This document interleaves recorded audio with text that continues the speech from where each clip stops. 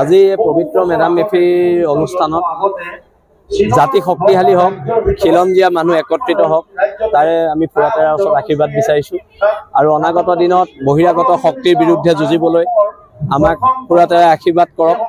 আৰু এই পুলিন পুথাৰ আশীৰ্বাদৰ জৰিয়তে যাতে অন্তত খিলঞ্জীয়া মানুহখিনি অসমত দপদপাই জীয়াই থাকিব পাৰে, তাৰ কাৰণে কাম কৰি যাবলৈ আমাক শক্তি দিয়ক।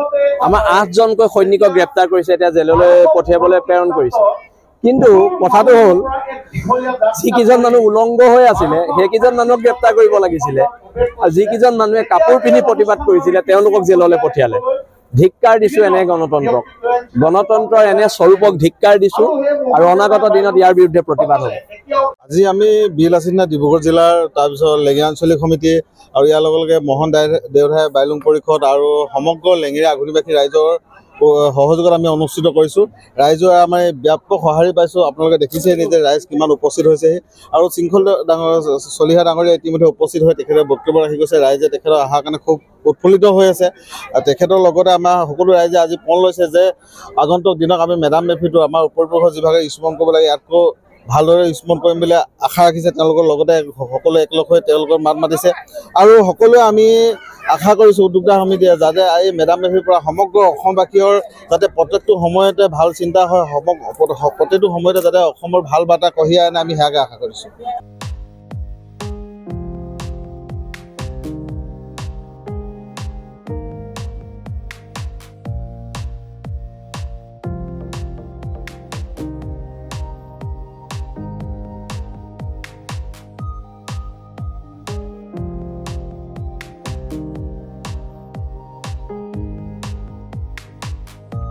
আজি পবিত্ৰ মেডাম মেফিৰ অনুষ্ঠানত জাতি শক্তিশালী হওক, খিলঞ্জীয়া মানুহ একত্ৰিত হওক, তাৰে আমি ফুৰাতেৰাৰ ওচৰত আশীৰ্বাদ বিচাৰিছোঁ।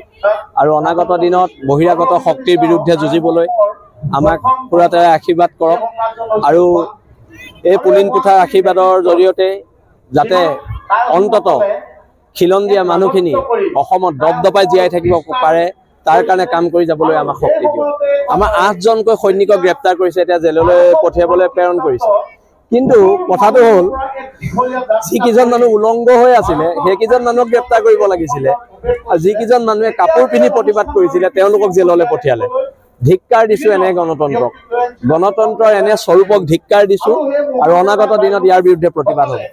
আজি আমি বিল-আচিনা ডিব্ৰুগড় জিলাৰ তাৰপিছত লেঙেৰা আঞ্চলিক সমিতি আৰু ইয়াৰ লগে লগে মোহন দেওধাই বাইলুং পৰিষদ আৰু সমগ্ৰ লেঙেৰা আঘুনিবাসী ৰাইজৰ সহযোগত আমি অনুষ্ঠিত কৰিছোঁ।